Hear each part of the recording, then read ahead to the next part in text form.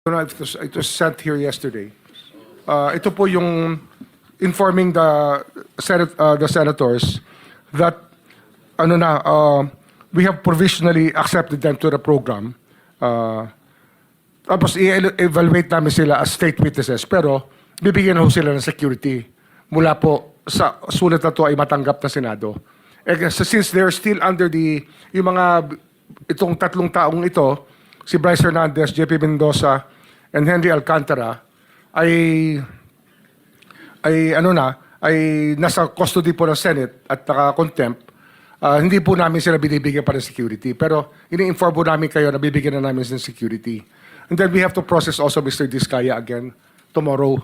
Mahabang proseso ito kasi ang dami hong transaksyon, tsaka dapat alam po natin ang direksyon kung saan po papunta ang mga demanda. Thank you, Secretary Remulla.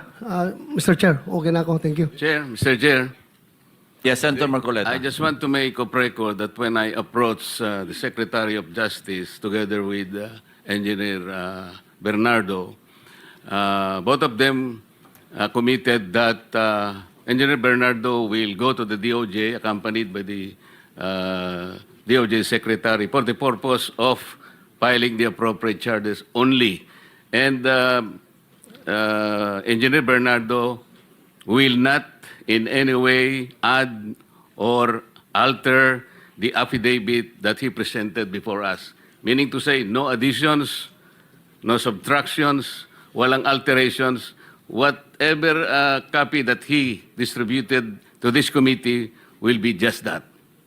That is correct. Thank At you, saka Mr. Chair. recorded naman po, nasa transcript, nasa YouTube, nasaan pa. Yes, sir. Kasi Kaya po, kung mag-alter siya, he will be liable for perjury. Hindi po, no supplement, no nothing. Kasi No, po yung he iba, pagdating dito, nagsusupplement. Ang sabi niya, wala na po akong idadagdag. Yun lang po.